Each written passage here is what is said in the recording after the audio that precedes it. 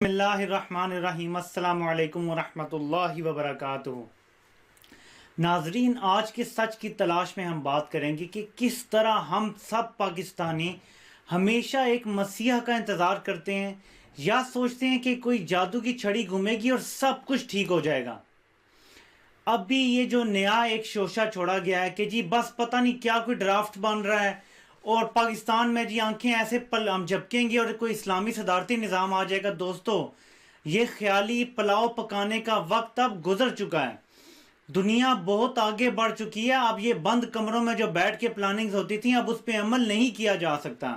मैं आप लोगों को पहले भी बता चुका हूं कि इस्लामी सदारती निज़ाम लाने का सिर्फ एक ही तरीका है। पहले इस बदमाशिया का सद्देबाब होगा, इनका कलाकामा किया जाएगा, उसके बाद इमरान खान वक्त से पहले इलेक्शन अनाउंस करेंगे। इंशाल्लाह उसमें 2/3 अक्सरियत मिलेगी इमरान खान को। फिर आइन में ज़रूरी तब्दीलियां या पूरा ही आइन मुत्तफिका तौर पे दोबारा बनाया जाएगा। उसमें इस्लामी सदारती निज़ाम और सूद के बगैर बैंकारी के निज़ाम की बुनियाद रखी जाएगी, जो कि बहुत ज़रूरी है। लेकिन अगर आपको कोई ये बता रहा है तो मैं आज आपको पूरी तरह से यकीन से कहता हूं कि वो झूठ बोल रहा है कि बंद कमरों में ये तय होगा और अचानक ही कोई ऐसे जादू की छड़ी घूमेगी और सदारती निज़ाम आ जाएगा। दोस्तों, ये सिर्फ साजिश है बड़े बड़े बदमाशिया की, अवाम को इमरान खान से मायूस करके, और फिर उन्होंने फ़ायदा ये उठाना है कि किसी तरीके से ये निज़ाम लपेटा जाए, सब इदारे हर चीज़ इमरान खान से मायूस हो जाएं। जब अवाम मायूस होती है तो मुल्क में कारोबार कम होता है। मुल्क में जब बिजनेस एक्टिविटी कम होती है तो मुआशी नमू जो तरक्की होती है उसकी रफ्तार कम हो जाती है। अभी बदमाशिया का सिर्फ ये प्लान है, ये बताना कि इमरान खान नहीं कर सकता, ये सिस्टम नहीं चलने दिया जाएगा, ये सिस्टम नाकाम हो चुका है। बेशक ये सिस्टम नाकाम हो चुका है। बेशक पाकिस्तान ने जो लूली लंगड़ी सदारती निज़ाम था अयूब खान के दौर में, उसमें पाकिस्तान ने अपनी तारीख की सबसे ज़्यादा तरक्की की थी। लेकिन उसको वापस लाने के लिए जो आपको बताया जा रहा है वो गलत तरीका है। उससे मैं पहले भी एक्सप्लेन कर चुका हूं, मैं साफ अल्फाज में आपको बता रहा हूं। यही बात लिबिया में लोगों के दिलों में डाली गई थी कि कज़ाफी तुम पर जुल्म करता है, ये निज़ाम अब नहीं चलेगा, तुम्हारे साथ जो है वो इंसाफ नहीं हो रहा, तो मारो उसको निकल के। क्या किया गया? निज़ाम गिरा दिया गया, बिलाखिर कज़ाफी को पकड़ के मार दिया गया। आप मुझे बताएं, मैं आपसे सवाल करता हूं, क्या आज लिबिया एक तरक्की याफ्ता मुल्क बन गया है? नहीं। लिबिया का हुक्मरान कौन है ये भी किसी को नहीं पता। लॉलेसनेस है वहां पे, कोई कानून नहीं वहां पे चल रहा। यही हाल मिस्र में किया गया है, उसी की बुनियाद यहां रखी जा रही है। दोस्तों, खुदा के लिए पाकिस्तान के बारे में सोचो। यहां पे शिया सुन्नी फसाद की कोशिश की, नाकाम हुई। यहां पे दहशतगर्दी प्लांट की गई, नाकाम हुई। हमारी आर्मी ने माशाल्लाह नाकाम किया उसको। बड़ी ही अरसे बाद, बड़ी ही सालों बाद हमारी फौज ने सियासत से दूर रहने का पक्का फैसला कर लिया है। अगर फौज ने इस्लामी सदारती निज़ाम लाना होता ना, मैं आपसे एक सवाल करता हूं, तो जब जरदारी और नवाज शरीफ होश रुबा करप्शन कर रहे थे, तब क्यों ना फौज बंद कब्रों में ये फैसला करके ले आती निज़ाम। आज जबकि एक ऐसा बंदा है जिसने करप्शन करनी ही नहीं है, आज क्यों बंद कमरों में बैठ के ये फैसला किया जाएगा? आपको झूठ बताया जा रहा है। इमरान खान को मजीद साल डेढ़ लगेगा।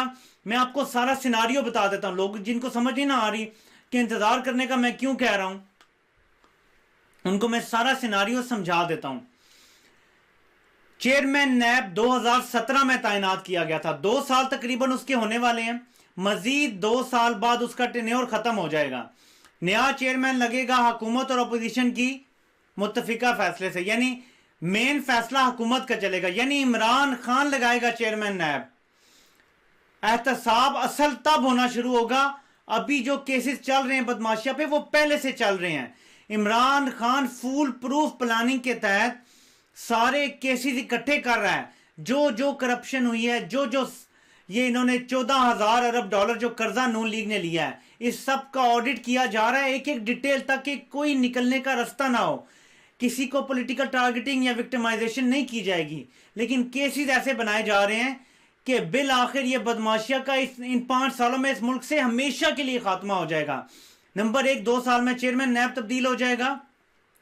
अगले ही 2-2.5 साल में सेनेट के इलेक्शन आ जाएंगे, जिसमें पीटीआई क्योंकि हर सूबे में मौजूद है वो अक्सरियत ले लेगी सेनेट में।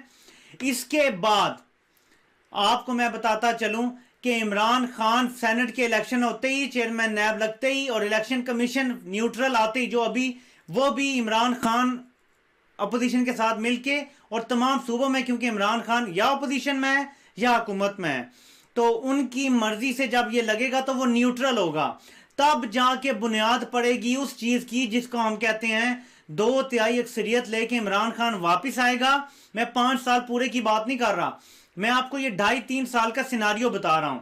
दोस्तों मैं आपको एक बात बताता चलूं, दुनिया का बड़े से बड़ा निज़ाम भी अगर आपने बदलना है ना, अगर अभी इस टाइम फौरी इस्लामी सदारती निज़ाम आ जाए, फिर भी इस मुल्क के हालात ठीक होने में 6, 7, 8 साल लग जाएंगे, क्योंकि मीशत अचानक पैसा तो नहीं आ जाएगा। लोगों ने पैसा बाहर रखा हुआ है, मुल्क में पैसा है ही नहीं।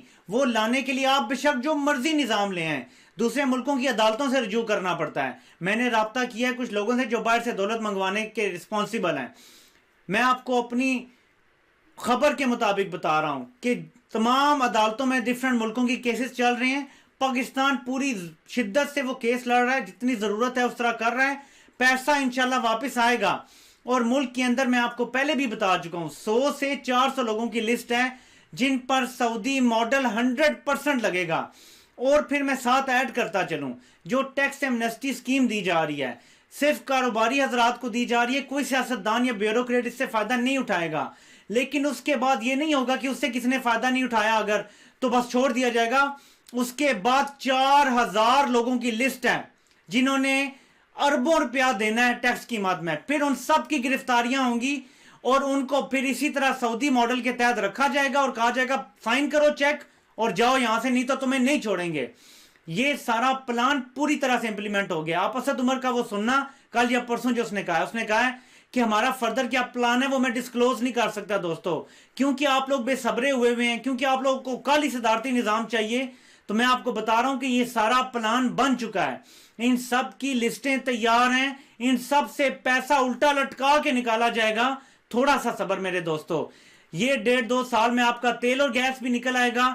इन 1.5-2 सालों में ये जो नून लीग और पीपल्स पार्टी की मिली भगत से लगाया हुआ नैब का चेयरमैन है, ये भी हट जाएगा, इसका दौरानिया पूरा हो जाएगा। क्योंकि नैब के चेयरमैन को हटाने का और कोई तरीका नहीं है किसी के पास सिवाय इसके कि वो अपना दौरानिया पूरा करे। 2 साल सिर्फ रह गए, इन्हीं में सब कुछ हो जाएगा। बदमाशिया के खिलाफ तमाम केसेस हो जाएंगे। इन्हीं 2 सालों के अंदर अंदर बदमाशिया से बिलियंस ऑफ डॉलर रिकवर भी हो चुके होंगे इंशाल्लाह। और जैसे मैं पहले भी बता चुका हूं, इसहाक डार को घसीट के कानों से पकड़ के वापस मुल्क में लाया जाएगा। दोस्तों मेरे ये अल्फाज याद रखना। आपको लगेगा मैं कॉपी कर रहा हूं, लेकिन अब मैं अपनी मालूमात की बुनियाद पे आपको बता रहा हूं। जो मर्जी हो जाए, ये बदमाशियां अब नहीं बचेगी। कॉलम लिखवाए जा रहे हैं कि क्यों सदारती निजाम लाया जा रहा है। एक तरफ शोशा भी खुद छोड़ा जा रहा है, एक तरफ इन्वेस्टमेंट भी की जा रही है कि सोशल मीडिया पे लोगों को पैसा दिया गया है।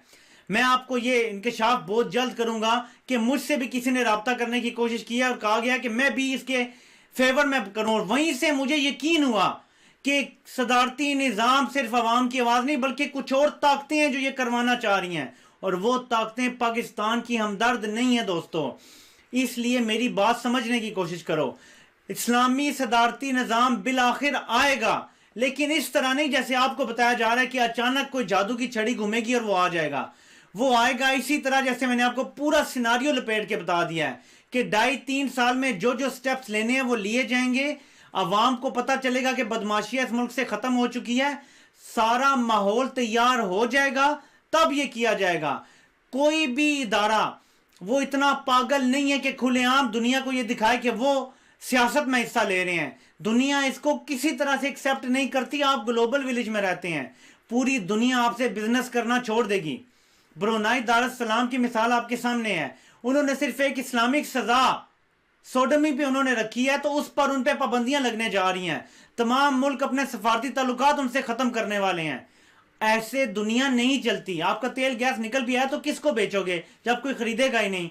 ईरान के पास इतना तेल और गैस होते हुए भी आज तक वो गुर्बत में जिंदगी गुजार रहा है। उसकी क्या वजह है कि उसका तेल बेचने दिया ही नहीं गया, उसकी गैस बेचने दी नहीं गई। हम ईरान से गैस लेना चाहते हैं, दुनिया हमें लेने नहीं दे रही। अमेरिका ने पाबंदियां लगाने की धमकी दी हुई है कि अगर आपने ईरान से गैस ली तो आप पे माची पाबंदियां नहीं ले सक रहा। पाकिस्तान लेना चाहता है, हमारा फायदा है, हमें सस्ती गैस मिल रही है। हमने महंगी LNG ले ली लेकिन ईरान से सस्ती गैस नहीं ली, क्योंकि हमें दुनिया में रहना है, हमें ग्लोबल विलेज है, तो हर काम आइन और कानून के तहत करना पड़ेगा, वरना ये नहीं हो सकता। ये चूरन जो आपको बेच रहे हैं, कुछ लोग जो ऑनलाइन ये काम कर रहे हैं वो सिर्फ अपनी फॉलोइंग बढ़ाने के लिए कर रहे हैं, और कुछ लोगों को पैसा दिया गया है। मेरे लिए बड़ा आसान है, इस टाइम तमाम पब्लिक तैयार बैठी है जी, सदारती निजाम, मैं भी कहना शुरू कर दूं हाँ जी आएगा, बड़े व्यूज मिलना शुरू हो जाएंगे। नहीं, आपको सच बताना, और पाकिस्तान के खिलाफ जो भी खड़ा होगा और आवाज उठेगी उसके खिलाफ आवाज बनना ही मेरे प्रोग्राम सच की तलाश का मकसद है। जो भी पाकिस्तान के खिलाफ कॉन्स्पिरेसी करेगा उसको बेनकाब ना करूं तो मुझे रात को सुकून से नींद नहीं आती। मैं कैसे ये बर्दाश्त कर लूं कि प्लांटेड और प्लांट और पैसे लगा के इस तरीके से मुल्क में एक हवा खड़ा किया जा रहा है कि बस जी अब ये निजाम लपेटा जाएगा, बस जी बस तैयार बैठे हैं, आपके गुमनाम सिपाही ये कर देंगे। ऐसा कुछ भी नहीं होने जा रहा। इस टाइम पहली बार फौज को भी ये यकीन हो गया कि एक ऐसी हुकूमत आई है जो मुल्क को स्टेबिलिटी की तरफ लेके जाएगी, और कुछ लोग जो आए बाएं शाएं कर रहे हैं ये नहीं कर सकेंगे, क्योंकि इन सब पे केसेस हैं। ये जो आपके जाली अरस्तू है, एहसन इकबाल और ख्वाजा आसिफ, ये भी पेश हो रहे हैं आप नैब में।